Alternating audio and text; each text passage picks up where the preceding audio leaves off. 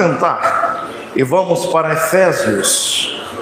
Nós iremos dar continuidade às exposições em Efésios. Estamos no capítulo 5.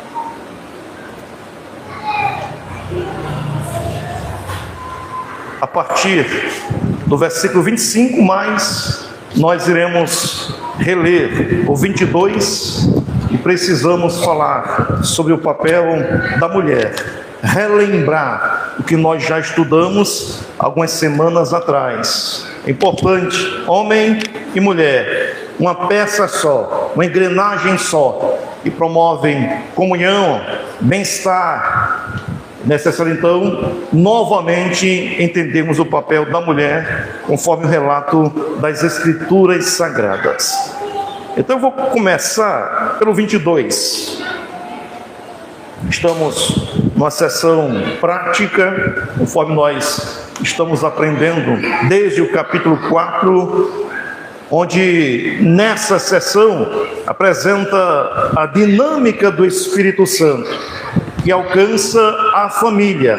O ser cheio do Espírito Santo é viver a vida cristã, sobretudo no lar. Não se manifesta apenas na igreja, na sociedade, mas a vida do Espírito Santo medra exatamente do lar e reverbera na igreja e na sociedade. Paulo apresenta uma vida cheia do Espírito Santo, não apenas com louvores, adoração, gratidão, mas a vida como no lar, a vida graciosa que agrada a Deus e promove o seu nome na terra, mediante lares cheios do Espírito Santo. Você não vai entender o papel do homem, o papel da mulher, se não tiver essa perspectiva de vida cheia do Espírito Santo. Então vejam a partir do versículo 22. As mulheres sejam submissas ao seu próprio marido, como ao Senhor, porque o marido é o cabeça da mulher, como também Cristo é o cabeça da igreja, sendo esse mesmo o Salvador do corpo. Como, porém, a igreja está sujeita a Cristo, assim também as mulheres sejam em tudo submissas ao seu marido. Maridos, amai vossa mulher, como também Cristo amou a igreja, e assim mesmo se entregou por ela, para que a santificasse, tendo-a purificado por meio da lavagem de água pela palavra, para apresentar a si mesmo igreja gloriosa, sem mácula nem ruga, nem coisa semelhante, porém santa e sem defeito. Assim também os maridos devem amar a sua mulher como ao próprio corpo. Quem ama a esposa, a si mesmo se ama, porque ninguém jamais odiou a própria carne, antes a alimenta e dela cuida, como também Cristo o faz com a igreja, porque somos membros do seu corpo. Eis porque deixará o homem a seu pai e a sua mãe, e se unirá à sua mulher, e se tornarão os dois uma só carne. Grande é esse mistério, mas eu me refiro a Cristo e à igreja. Não obstante, vós, cada um de per si, também ame a própria esposa como a si mesmo, e a esposa respeite ao marido. Então o texto fala sobre lar, harmonia no casamento, junção homem e mulher, sob a bênção de Deus.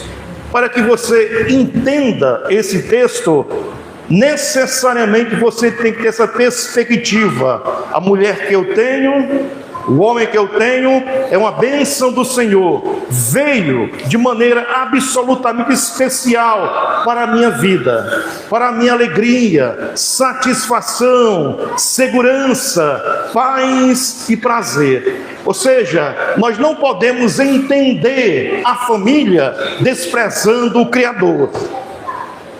Quando o Criador é desprezado, a família é desprezada. Quando existe uma rejeição do Criador, a família é ignorada. Quando Cristo é glorificado, a família certamente é honrada. Isso é muito importante.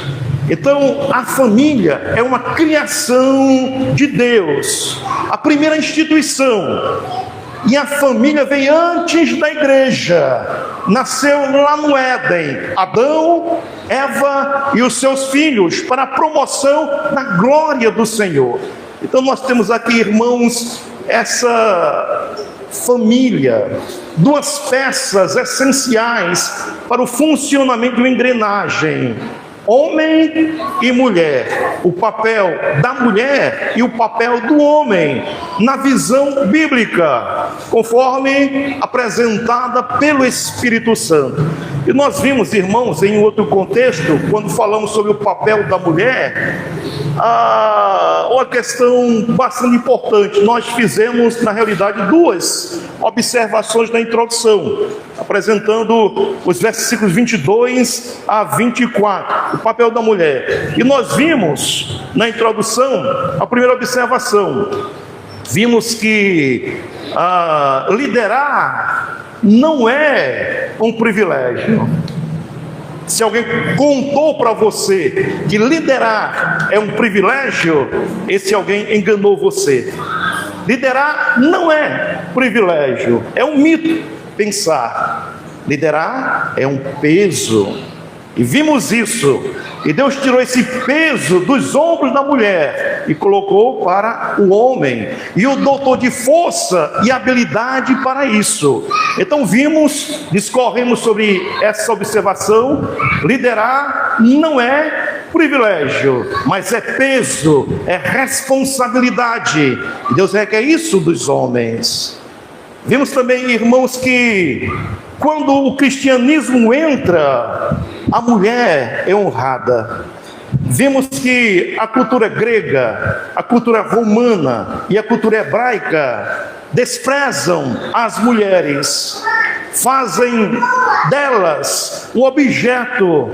Não existe honra na mulher em relação a essas culturas. E vimos também que hoje em dia a mulher é desprezada, quando o cristianismo não é exaltado.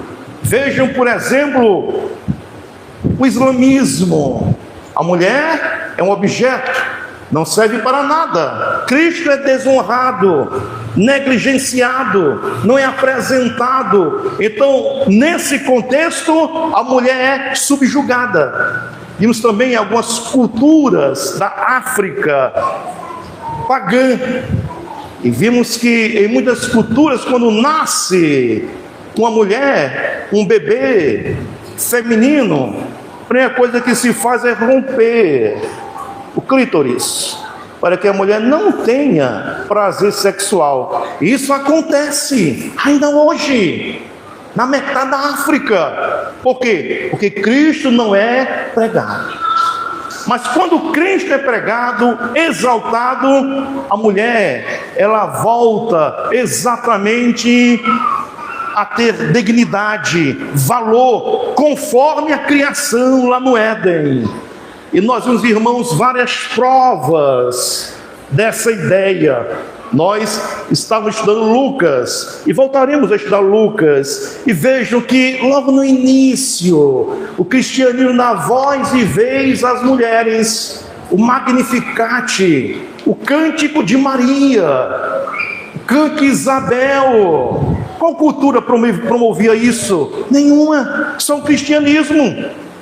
Vimos também que Cristo Jesus andou com mulheres que serviam ao mestre, e Cristo nunca privou a fala das mulheres. Vimos também, irmãos, que quando Cristo ressuscitou, a primeira pessoa que viu Jesus, que contemplou a face de Jesus ressurreto, foi a mulher, Maria Madalena, outrora desprezada, prostituta, mas alcançou dignidade aos olhos de Jesus e contemplou a face do Cristo ressurreto e tornou-se uma divulgadora para os homens. Vimos também que a primeira pessoa que se converteu na Europa foi uma mulher chamada Lídia, vendedora de púrpura, e cooperou com o trabalho do apóstolo Paulo. Então, de forma clara, onde o cristianismo, segundo Cristo, entra, a mulher volta até a sua posição original, conforme lá no Éden. Mas quando Cristo não é reconhecido, pregado, divulgado, quem sofre é a mulher.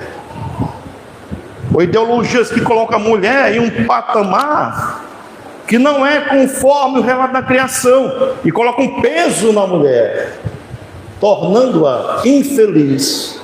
Então, somente o cristianismo restaurou o padrão da mulher.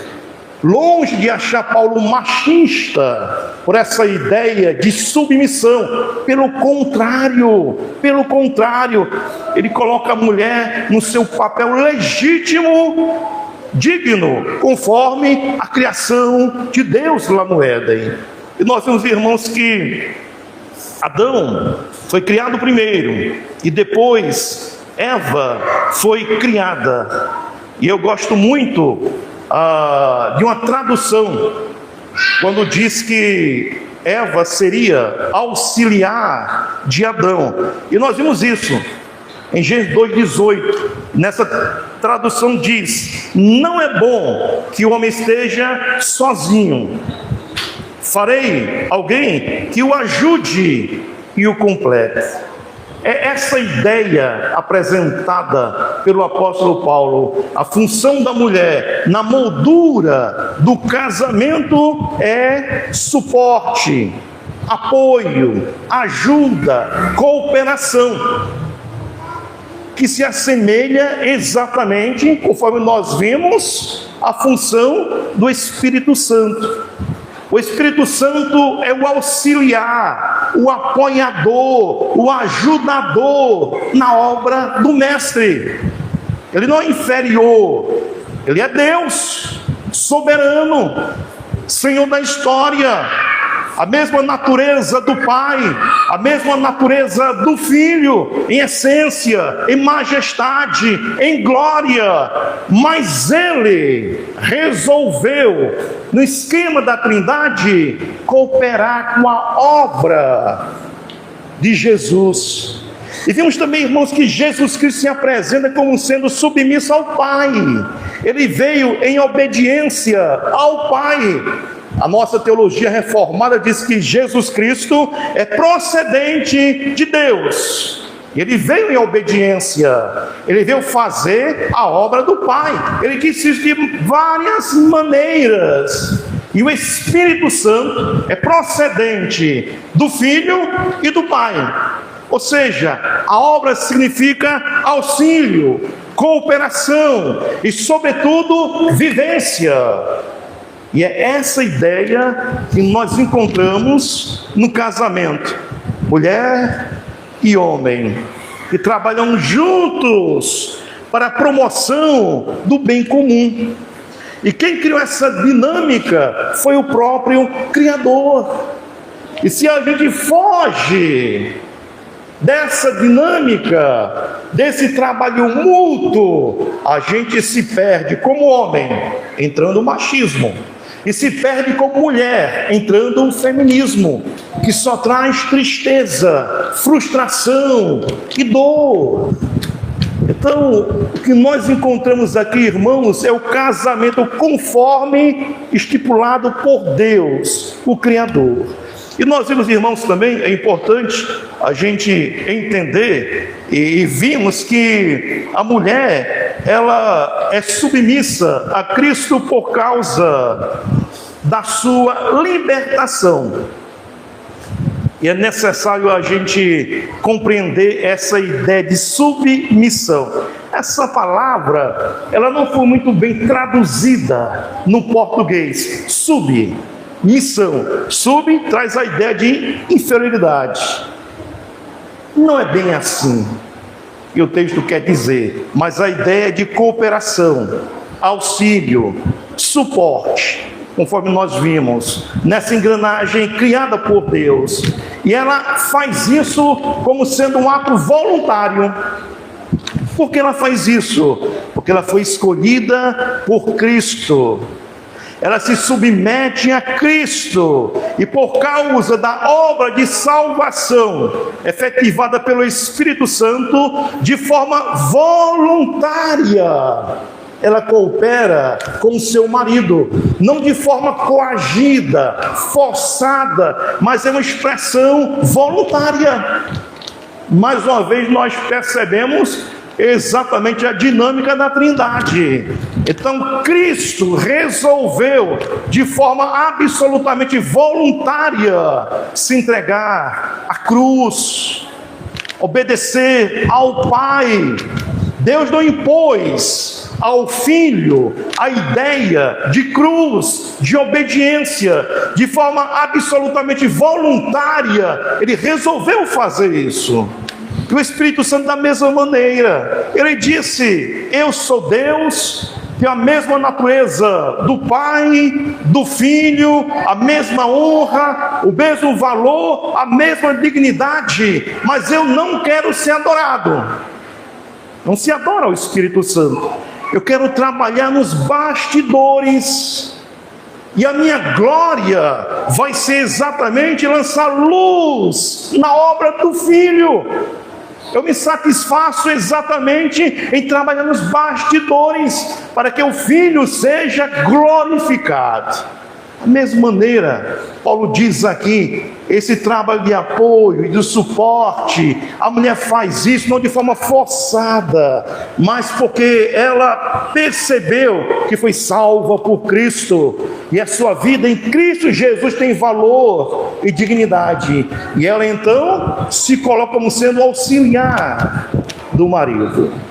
Vimos que é um ato voluntário, e vimos também, irmãos, que é a glória da esposa, quando ela faz exatamente isso.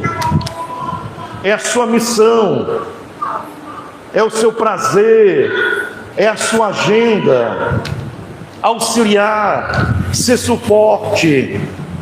Paulo, quando escreve a Timóteo, fala da missão de mãe. Missão de mãe. O filho sai do ventre de uma mulher. Existe uma ligação profunda, e ela percebe que aquele ser que saiu do seu ventre necessita dela, dos seus cuidados. É a sua missão, é o auxílio, é o apoio, é o suporte, moldar aquela criança com afeto, com carinho. Então, ser mãe é uma grande missão, dada por Deus, e faz parte, como nós vimos, dessa dinâmica do auxílio e do suporte. Existe peso, existe valor nessa tarefa magistral de ser mãe. Então, a Bíblia dignifica a mulher, valoriza a mulher, coloca a mulher no pedestal absolutamente elevado, e ela contribui no lar, dando suporte ao marido, apoio ao marido, nesse sentido de criação. Mas também nós vimos que a missão da mulher, quando feita, traz harmonia. O que nós precisamos na família? Harmonia. Harmonia. Eu sempre falo, irmãos, que a alegria nasce em casa. A alegria de um homem nasce na sua casa, no seu contato com a sua mulher. Se ele não for feliz em casa, ele não será em lugar nenhum. Então, as coisas, quando são feitas conforme a orientação de Deus, vai trazer harmonia em casa. É assim que nós estudamos sobre o papel da mulher. Não é desvalorizá-la, rejeitá-la, colocá-la como sendo um objeto do homem. Pelo contrário, ela coopera com o seu lar, auxilia o seu lar, e ela faz isso em Cristo Jesus. Já notaram? Olhe para a Bíblia, versículo 22 a 24. Quantas vezes aparece a palavra Cristo? Cristo, Cristo. Então a mulher, quando serve de apoio e suporte, ela faz em Cristo. É um trabalho para Cristo. Ela honra Cristo. E nisso ela é glorificada pelo próprio Cristo. É contribuir com Cristo. Isso é muito importante. Nós não merecemos o apoio das mulheres. Nós homens às vezes somos rudes, mas ela faz isso por causa de Cristo. E Cristo a recompensa. Então, o que nós vimos, irmãos, na introdução e na conclusão do sermão sobre o papel da mulher, é que de fato servir é o privilégio. Vejam a dinâmica do Evangelho. Liderar é um peso, mas servir é um privilégio. Servir é um privilégio, como Jesus que serviu, como o Espírito Santo serviu, e a mulher serve ao Senhor, trazendo equilíbrio, harmonia no casamento. E nós precisamos, irmãos, resgatar esse papel da mulher como suporte dentro de casa. É por isso que há um provérbio que diz que quem encontrou a mulher fiel alcançou a misericórdia do Senhor. E nós devemos, homens, notar Cristo também com a mulher. Cristo ao lado da mulher. Isso é tão sério que a Bíblia diz que nós homens, maridos, quando nós não estamos com as mulheres, vivendo em harmonia, e quando nós estamos subjugando a mulher, o que é que acontece? Quem sabe o que acontece? Pedro fala isso. Deus não ouve as nossas orações. Vejam só, Deus não ouve as nossas orações. Tem muito homem crente frustrado porque não sabe tratar bem a sua mulher e não obtém resposta do Senhor. Deus não ouve, Deus despreza, Deus dá as costas, porque está atingindo o vaso mais frágil no casamento, que é a mulher. E o vaso mais frágil não é aquele que se quebra de maneira mais fácil.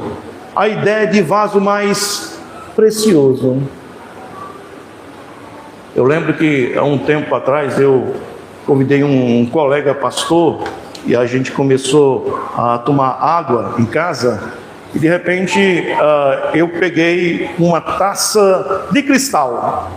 A mulher não gostou, mas eu peguei uma taça de cristal e dei para o meu colega tomar água. Quando ele tomou água, o que aconteceu? Quebrou nos seus dentes. Cristal caríssimo, acho que foi presente de casamento. Essa ideia é frágil porque é preciosa aos olhos de Deus. Essa ideia é amada por Deus e nós devemos cuidar da mulher conforme Cristo cuida da sua igreja. Então vejam, meus irmãos, que a partir do versículo 25, nós agora encontramos o papel do marido. E o papel do marido agora é liderança, é peso, é responsabilidade diante de Deus. Notem quando Eva pecou, a primeira que comeu do fruto proibido, nós não encontramos no relato tipo: Eva, Eva, onde estás? Deus foi à procura de Adão. Adão, Adão, comestes o fruto proibido? Ora, mas a ordem foi dada a Adão. Eva nem existia. Adão deveria cuidar da sua esposa, zelar por ela. Ele não o fez. E Deus então foi buscar satisfação em Adão. Ou seja, o peso da liderança é sobre o homem. E mais uma vez eu digo, liderar não é privilégio. Não é privilégio. Eu sou pastor da igreja e eu amo ser pastor. Não sei fazer outra coisa, mas eu lidero a igreja. Há um peso de ser pastor. Você não sabe o peso de ser pastor. Peso muito grande. É uma liderança. Não é privilégio. Privilégio é estar sentado nos bancos ouvindo a mensagem, cantando louvores. Conversava recentemente com um pastor já jubilado e dizia: olha, eu estou agora no filé mignon do ministério. Já tem 75 anos, ele não tem mais igreja fixa, não é pastor ativo, efetivo de uma igreja, ele só anda pregando, livremente, sem peso de pastorear. Então, tire da sua cabeça que liderar é um privilégio. Não o é, é um peso. Quando a mulher quer liderar em casa, ela se afoga. Ela entra em depressão, em angústia profunda. Deus responsabilizou o homem do papel de liderar em casa. E nós encontramos isso aqui a partir do versículo 25. E vejam, irmãos, como começa o 25. Maridos, amai vossa mulher. Marido, amai vossa mulher. Peso de amar. O peso de liderar. Então note que em primeiro lugar o homem não é chamado a liderar. Ele é chamado a amar. Se ele ama, ele lidera. Então o amar vem antes da liderança. Se ele não ama, ele não pode liderar. Ele só lidera porque ele ama. Essa dinâmica aqui do texto. Ele ama a sua esposa. E pelo fato de ele amar a sua esposa, ele se responsabiliza. Ele coloca o peso da liderança nos seus ombros. E ele é capaz de amar a sua esposa. E notem, meus irmãos, que nós não encontramos aqui a ideia que a mulher deve amar ao marido. É claro que você, mulher, deve amar o seu marido. Mas notem no finalzinho, lá no 33, quando diz: vejam, não obstante vós, cada um de per si, também ame a própria esposa. Homem ama a própria esposa. E a esposa respeite ao marido. Olha, por quê? O Espírito Santo não disse: esposa, ame o marido, mas respeite. Porque a ideia, o amor do homem deve ser uma conquista do amor da mulher. Essa é a ideia. A mulher deve obedecer em todos os sentidos, mas a mulher só ama quando recebe amor. É a ideia de conquista pelo amor. Entendeu a dinâmica aqui do texto? Como Cristo fez conosco. Ele nos conquistou. Ele ganhou o nosso coração pelo seu sacrifício, pela sua vida. Ele nos ganhou. Nós amamos Cristo. Antes nós odiávamos Cristo, mas Ele nos conquistou. Ele ganhou o nosso coração pela expressão do seu amor. E da mesma forma, a mulher, ela é chamada para respeitar, mas o marido tem que conquistar o amor da mulher. E qual a fórmula apresentada? Pelo sacrifício. É isso que nós encontramos aqui. E a ideia de amor, irmãos, apresentada aqui nesse versículo de número 25, é um amor revolucionário. Paulo usa a expressão ágape. que era um amor que ninguém conhecia na época. Havia 3 tipos de sentimentos. Havia o amor eros. O amor eros é o amor sexual de um homem para com uma mulher, envolvendo corpos, sedução, eros. Havia o amor filia. O amor filia é o amor cordial, o amor que nasce no coração de alguém que tem amizade para com outra pessoa, o amor entre os irmãos da igreja, na vizinhança, na escola. Esse amor, esse afeto que não tem nada a ver com conotação sexual, ou seja, filia é amizade. E havia outro tipo de amor que os gregos chamavam de estogê. Estogê era o amor em casa, pais e filhos, filhos e pais. Pronto. E os filósofos ensinavam que o ser humano pode perder a variação do amor. Para que você seja amado, você tem que fazer por onde? Você tem que merecer o amor. Eu não sei se alguém aqui já leu o Banquete de Platão. Se você ler o Banquete de Platão, vai ver que a dinâmica do livro é essa. O amor tem que ser merecido. Merecido. Mediante esforço, mediante obras. E o amor não é condicional. Aliás, os gregos diziam que o amor aprisiona o homem. Então, havia o ideal filosófico da época, que era a catarse. É você chegar numa condição que você nem ama nem odeia. É a indiferença. E os gregos não gostavam da ligação, do amor. Eles ensinavam que aquele que ama se torna um escravo do objeto amado. Então a indiferença é a melhor coisa. Aí vem Cristo Jesus e inaugura exatamente, meus irmãos, um novo tipo de amor, o amor histórico, vivo, ágape, o amor absolutamente incondicional, que tem 3 características: incondicional, amor, além disso, de ser incondicional, é um amor que não se espera troca e é sacrificial. Então, o cristianismo, conforme Cristo, inaugurou um novo tipo de aproximação.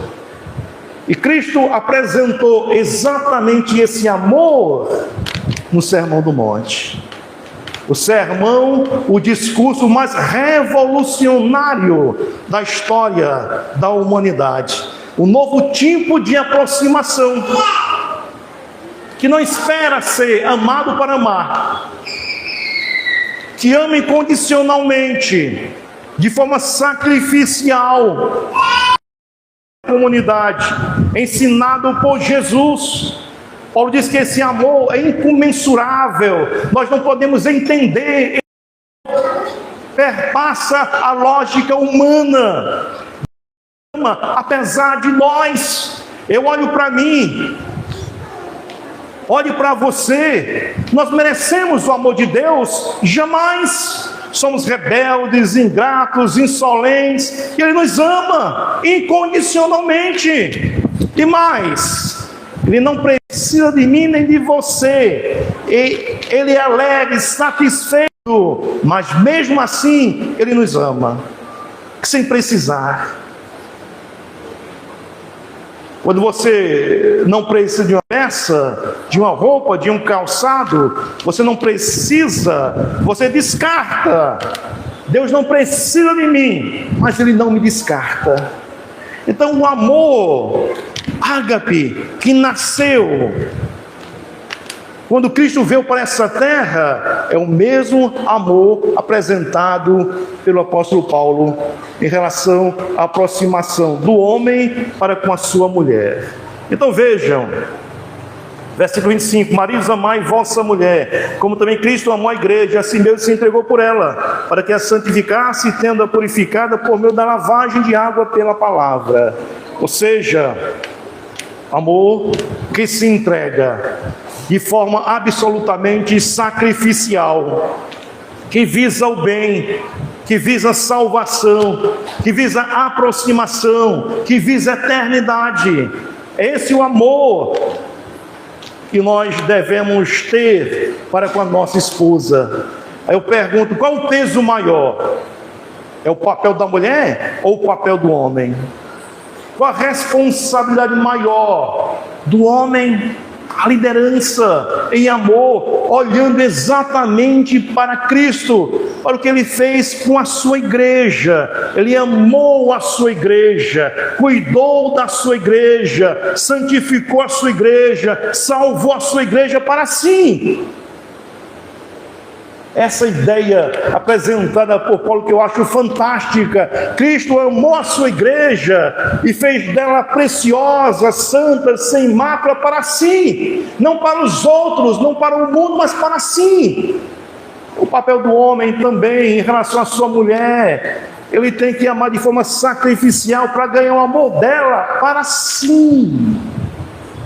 Essa ideia aqui apresentada pelo apóstolo Paulo, para que haja equilíbrio e harmonia dentro de casa.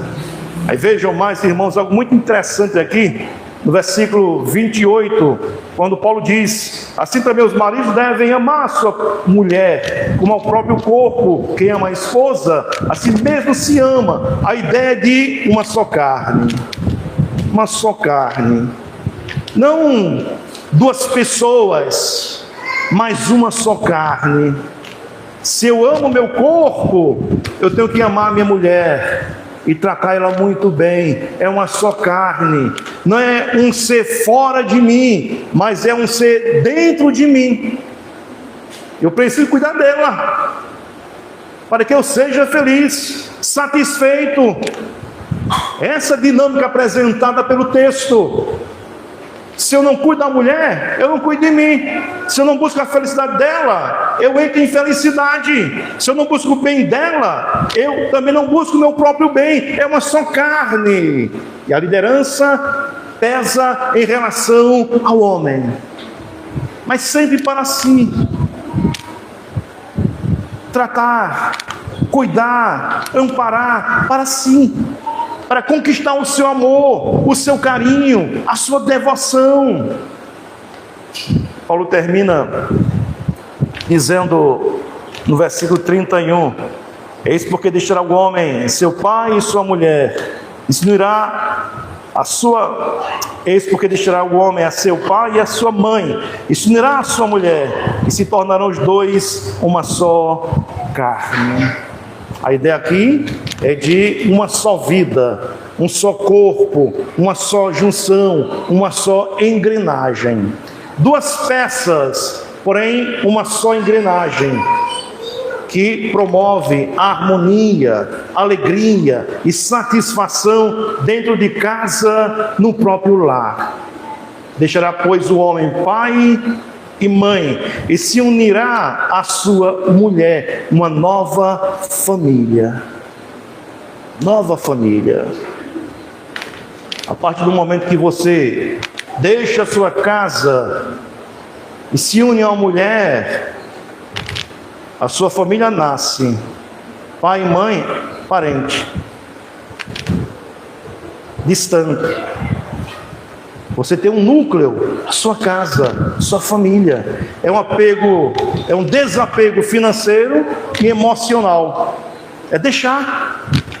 Quantos maridos não deixaram o apego dos pais, ligados emocionalmente, e se perdem dentro de casa?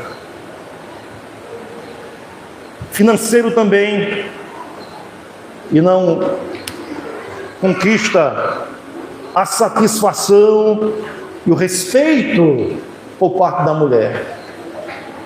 Notaram, irmãos, como o nosso Deus é um ser perfeito, que faz tudo em perfeição para colher a harmonia.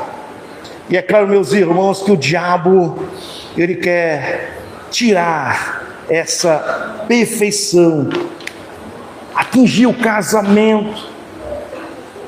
Exatamente o alvo número 1 de Satanás. criar desarmonia dentro de casa, desavença, aflorar o machismo do homem, o feminismo da mulher. E isso acaba trazendo tristeza, frustração, dor e revolta.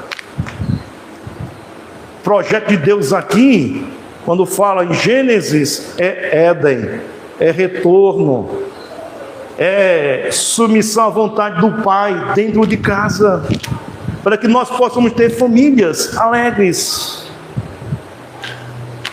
Como está o seu casamento? Vai depender da harmonia. A harmonia dentro da sua casa, felicidade, alegria. Como nós temos tratado as nossas mulheres,